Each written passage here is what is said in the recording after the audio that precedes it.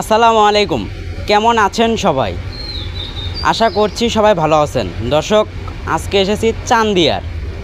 হ্যাঁ, ধনুট বগুড়ার চান্দিয়ারে অবস্থান করছি। এখানকার এক ফজর নামে এক উদ্যোক্তা ভাই, তো তার এখানে লাল গরু আছে, কি গরু আছে, প্রান্তিক খামারি 3টি গরু রয়েছে। কেমন গরু কিভাবে পালন করতে হয় A to Z দেখাবো আজকের ভিডিওতে, আমার সঙ্গে থাকতে পারেন। চলুন। ওয়ালাইকুম সালাম। ভাই কেমন আছেন? আছি, ভালো আছি। তাহলে তো ভাই হন। ভাই তো হয়। আচ্ছা, প্রথমে দেবেন আপনার পরিচয়, আপনার নামটা বলবেন, ঠিকানা বলবেন, তারপরে গরুর। আমার বাড়ি চান্দার। একটু জোরে বলবেন। আমার বাড়ি চান্দার। হ্যাঁ, চান্দার ঠিকানা হলে চান্দার ব্রিজের কাছে, ভাটার কাছে। আচ্ছা, আপনার নাম? আমার নাম ফজর। ফজর আলী। ফজর আলী। আচ্ছা, কয়টা গরু আছে আপনার? 3টো গরু আছে, 2টো কালো, একটু কালো একটু লাল। না আচ্ছা, যাই হোক, আমরা দর্শকদের দেখাই। এই প্রথমে লাল গরুর বিষয়ে জানবো। লাল গরুটা এটা ছেলে না মেয়ে? মেয়ে। মেয়ে? হ্যাঁ, মহিলা। মহিলা। এটা কি কালোটাও মহিলা। বাচ্চা দিচ্ছে নাকি? বাচ্চা দিছে, 2 বিয়ান দিছে। 2টা বাচ্চা দিচ্ছে। আচ্ছা আচ্ছা, এই কালাটা কি? কালারও মহিলাই। মহিলাই? সব মহিলা?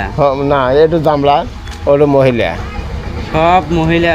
আচ্ছা, এই খামারটা আপনি তো শুরু করছেন কত টাকা দিয়ে, মানে কয়টা থেকে শুরু করেছেন? এখন তো 3টা হয়েছে।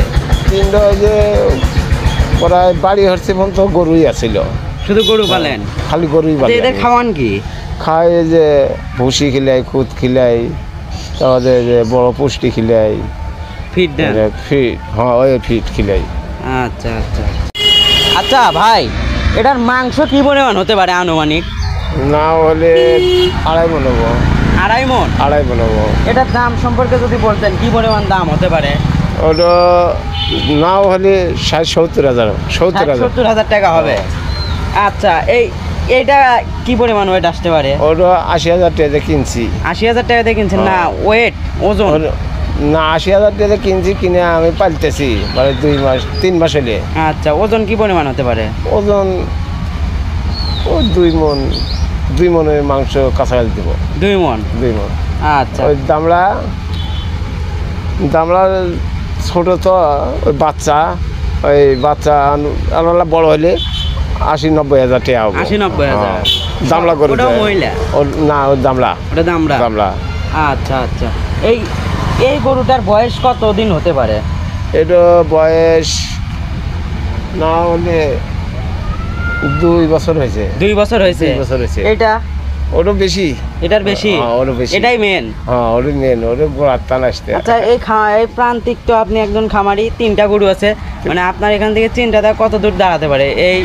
এটা থেকে ভবিষ্যতে খামার বড় করবেন না এইভাবে? না, এটা বড় হরমো আমি। আমার বেটারা ঢাকা আছে, একজন শেরপুর আছে, তারা এবারে গরুর খামার করবে। গরুর খামার করবেন?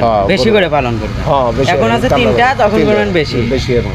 তাহলে আপনার চিন্তাটা বলা যায় ভবিষ্যতে বড় কিছুর দিকে যাওয়া, মানে বড় খামার করা। কত বছর যাবত আনুমানিক যাবত এই খামারের সঙ্গে যুক্ত হয়েছেন আপনি? কত বছর? 4-5 বছর হবে। তাও ওইরকম নেবো। 4-5 বছরে কি লসের সম্মুখীন হতে হয়েছে? না, লস নাই। আমি লস তো দেখি না, লাভ হয়। ঘাস কিনে খিলেন না? আমি ওই খেয়ারি খিলাই, মধ্যে মধ্যে। হ্যাঁ, ঘাস কেটে নিয়ে আসি, খিলাই, আর মধ্যে মধ্যে কিনে নিয়ে আসি। তাতে আপনার লাভ কি দেখা যাচ্ছে? লাভ তো দেখা যায়, আরো বেশি হয়। গরুর অসুখ রোগ ব্যাধি সম্পর্কে যদি বলতেন হালকা কিছু।